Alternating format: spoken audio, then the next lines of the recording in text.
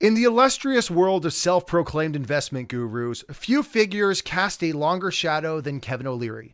This Canadian entrepreneur, famed for his role as a judge on Shark Tank, has spent years cultivating an image as a sophisticated investor, commanding the awe and trust of his audience. Like Tony Robbins or Gary Vaynerchuk, Kevin is in the business of telling you he's great at what he's doing, not actually doing what he says he's great at.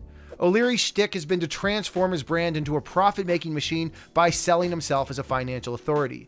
Yet his recent debacle with the now-bankrupt cryptocurrency exchange FTX paints a very different picture, one of a scammer using his own credibility to hawk ill-fated investments. Kevin says that the failure of FTX cost him between $10 to $18 million when the exchange went bust. But it's important to note he's admitted to being paid $15 million to promote FTX, a number that many speculate online is closer to $18 million when you include a tax gross-up. The crypto sector, I entered into an agreement with FTX to be a paid spokesperson. I was paid approximately $15 million for these services, plus approximately $3 million to cover the portion of the taxes due. In a turn of events that would have left most people's reputations in tatters, Oleary seems to have emerged from the wreckage largely unscathed. He's managed to spin the FTX fiasco as just another loss for a fearless capitalist who is now prepared to find answers and is demanding that the government do something about all these scammers. Despite being absent from CNBC for months, getting roasted on The Daily Show, and even shedding tears over a new watch on TikTok, Oleary continues to attract an audience that seems to revel in the spectacle of the grift. So buckle up, folks, because today we're diving deep into the bizarre world of Kevin Oleary, where even the most disastrous investments can be spun into pure gold. It's lethal PR. Mr. Wonderful has had quite the roller coaster relationship with cryptocurrencies. According to The Motley Fool, in 2017, Kevin started buying Bitcoin only to turn around and call it a scam in 2019. But just like a chameleon changing its colors, Kevin turned out to own Bitcoin the whole time, and he disclosed this in 2020, shifting the investment focus of his personal brand to a cryptocurrency champion.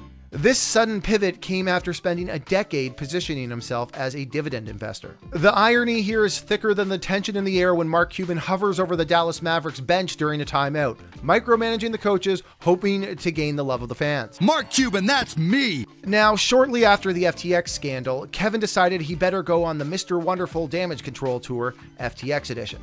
But before we get into that, let's make sure you're aware of what happened to FTX in a nutshell. As mentioned earlier, FTX was a trading platform for cryptocurrencies that was later exposed as a massive fraud, stealing billions of dollars from crypto users.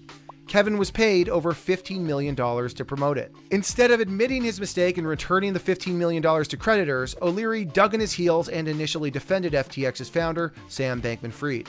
During a U.S. Senate hearing, he even suggested that FTX failed due to a conflict between FTX and Binance, conveniently shifting the blame away from SBF. Binance is a massive, unregulated global monopoly now. They put FTX out of business. And as we learned more about the failure of FTX, Mr. Wonderful was dodging responsibility like a seasoned politician. If you can dodge traffic, you can dodge a ball. He made an appearance on CNBC's Squawk Box to address the scandal and displayed unyielding loyalty that would make a Hufflepuff proud. This appearance was cringe TV.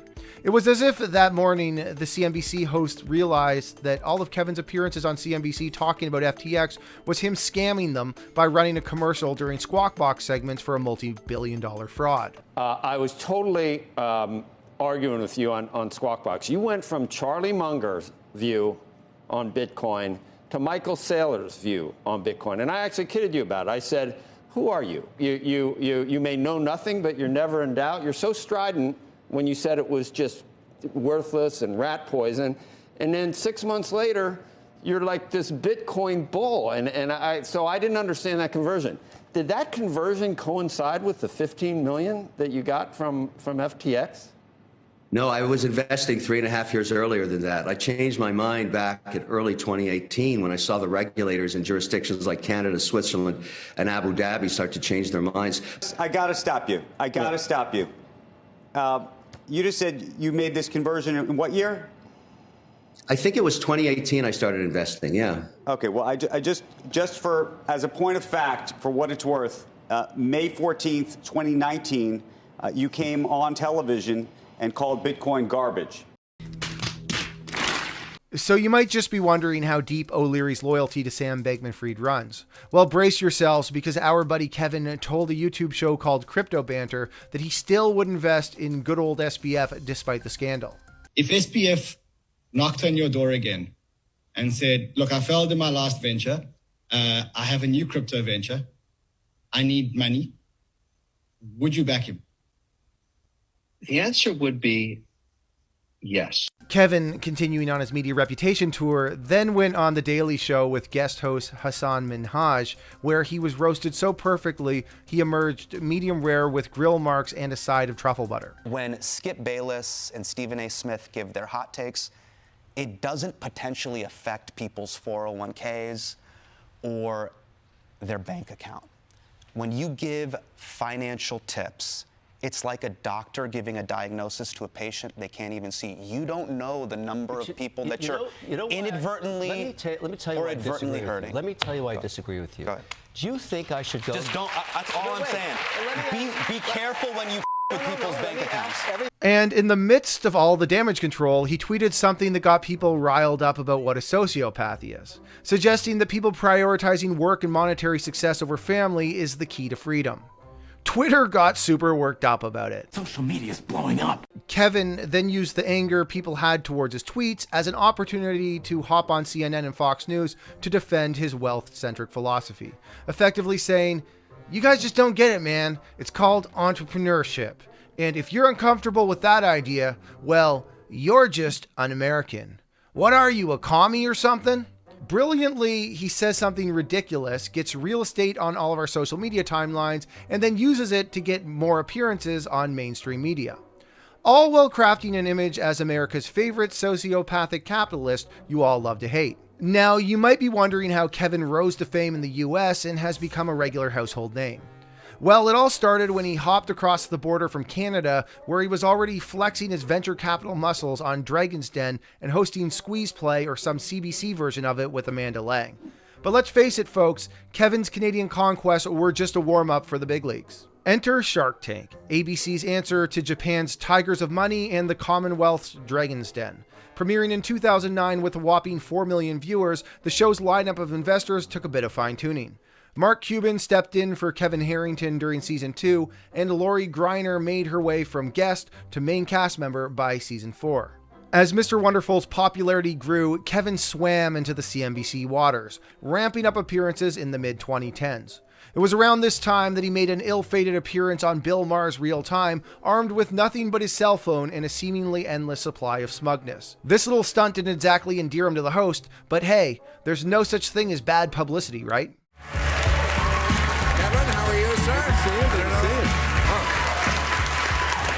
You've got your phone with you? I always carry the phone. Even I don't know, on it's just- TV? It's an extension of my being now. Well, what are you, a fucking millennial? So you're a rich guy. What? It's all relative. If I had your money, I'd throw mine away. Let me put it that The thing to remember is there's always someone richer. It course may there is. motivate you to just work a little way. No, harder. okay. Okay, I'll bring my phone on from now on. Maybe that'll get me richer. Which, of course, brought us to the recent events. But FTX wasn't Kevin's first scandal. Let's start off with the Learning Company, for instance. Originally founded as SoftKey Software Products in 1983, it was snatched up by Mattel for a cool $3.8 billion in 1998. Unfortunately for Mattel, the only thing they acquired was a money pit, which led to Kevin's swift exit from the company.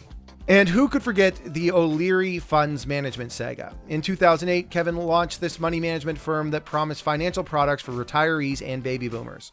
Well, he wasn't even licensed to manage or invest other people's money. Kevin managed to grow the company to $1.5 billion in assets under Connor O'Brien's watchful eye.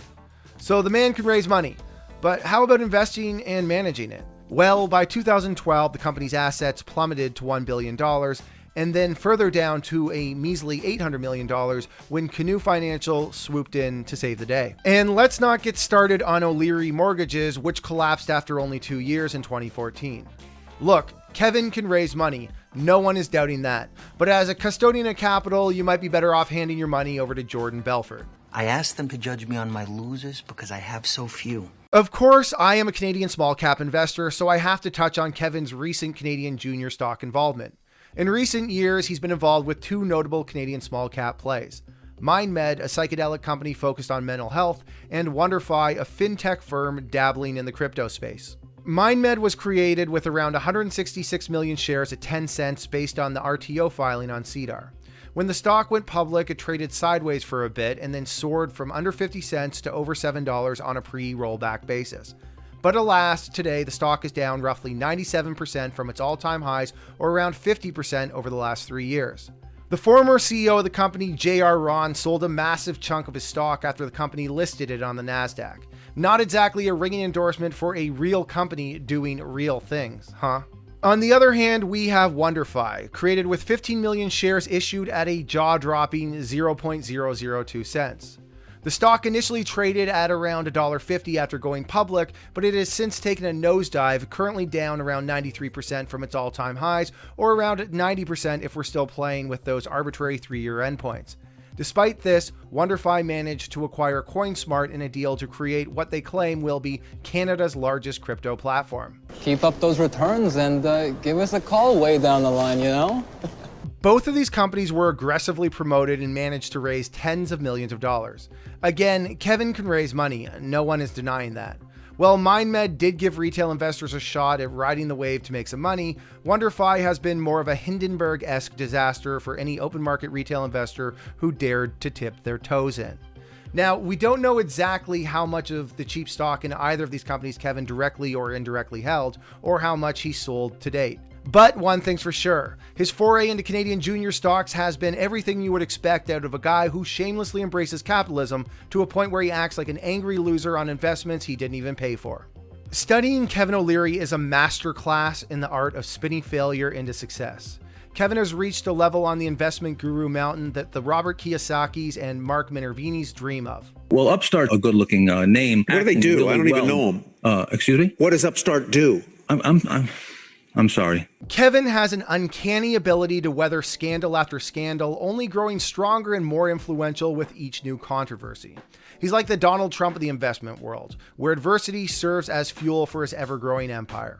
The Donald once said, I could stand in the middle of Fifth Avenue and shoot somebody and I wouldn't lose any voters, okay? Kevin seems to have this gift with a certain class of investors, specifically newbie retail investors who want to get rich and are too lazy to do any due diligence. Whether he's raising millions for dubious ventures, shedding tears over watches, or perpetuating his image as the world's most shameless capitalist, Kevin Oleary is nothing if not persistent. The man is a social media maestro, a master manipulator of perception, and a human embodiment of the flaws in capitalism itself. He's the Tony Robbins and Gary Vaynerchuk of investing, great at telling us he's great, not so great at actually being great. So where does that leave us? Well, Kevin Oleary isn't going anywhere anytime soon. In fact, it's entirely plausible that in 5 years' time, he'll be an even bigger household name with a slew of even more outrageous scandals under his belt. So buckle up and get ready for the ride, because as long as there's a spotlight to be hogged and money to be made, you can bet Mr. Wonderful will be there, grinning from ear to ear and shamelessly cashing in on every scandal that he stumbles into. All right, everybody, thank you for watching. If you could do me a big favor, please hit the like button, subscribe, and ring that notification bell. Also, leave us a comment. Let us know what you think. I love you all.